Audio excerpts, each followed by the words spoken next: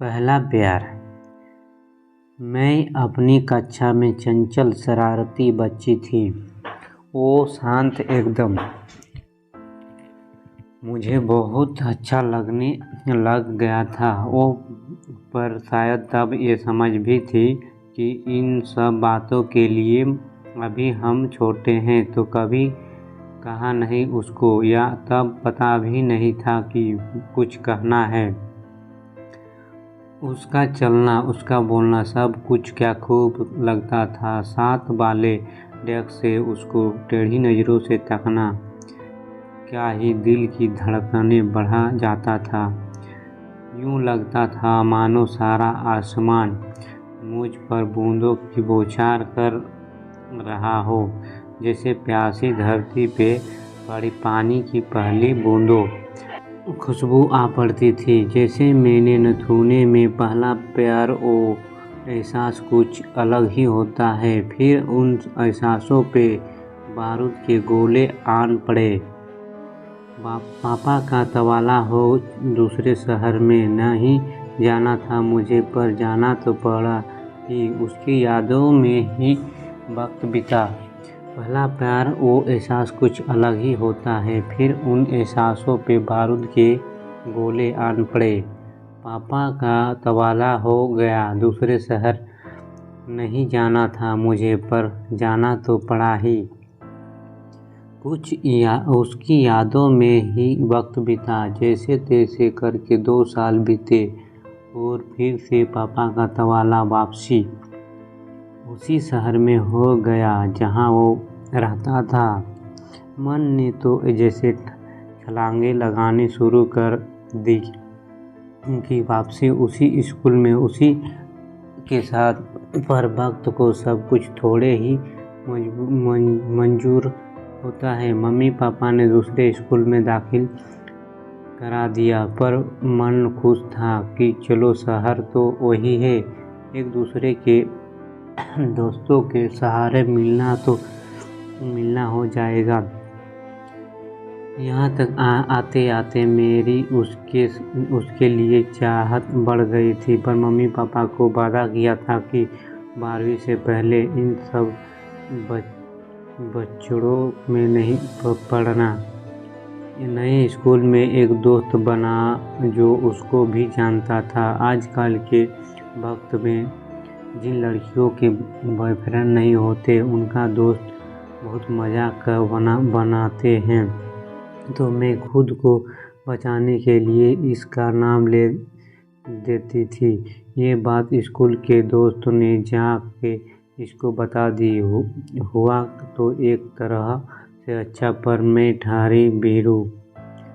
इसने फ़ोन किया मुझे और पूछा कि क्या ये मैं सही सुन रहा हूँ। मैं घबरा गई और बोल दिया कि पगला है क्या, ऐसा कुछ नहीं है। उसने मुझ से फिर पूछा, मैंने फिर भी मना कर दिया। वक्त बीत रहा था। मुझे लगता था कि अगर ये प्यार है, आकर्षण नहीं, तो 12वीं करते करते पता लग जाएगा। फिर उसके बाद हम बात कर लेंगे। पर नहीं जानती थी कि ऐसा नहीं होता है। ये 4G का ज़माना है। यहाँ कब क्या हो जाएगा पता भी नहीं लगेगा। यूँ ही हुआ। दोस्तों से पता चला कि जनाब तो क्लास की टॉपर वो डेट कर रहे हैं। ऐसा दिल टूटा और मैं स्कूल में ही बहुत रोई।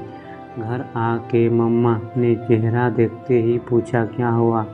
उनको बताया तो वो भी रो दी।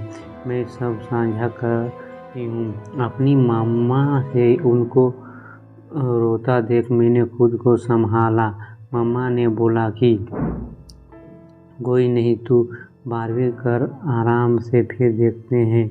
12वीं के बाद मम्मा ने सुझाया कि फ़ोन कर और अपने मन की बात बोल दे, ना तो यही हाँ का चांस भी हो सकता है। कम से कम मन में मलाल तो नहीं रहेगा कि उसको कभी बताया नहीं।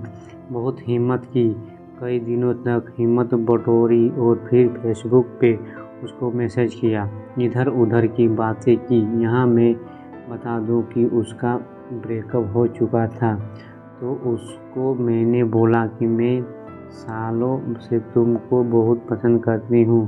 उसका जवाब आया कि तुम बहुत अच्छी लड़की हो, मैं तुम्हारे काबिल नहीं हूँ, तुम्हें मुझसे अच्छा कोई ना कोई मिल जाएगा। क्यों मेरे साथ अपनी ज़िंदगी खराब करना चाहती हो? उस पागल को क्या पता मेरे सपनों का, मेरे उसके लिए दीवानेपन का। बहुत टूटा हुआ महसूस किया मैंने, पर मेरी मम्मी ने बहुत संभाला मुझे।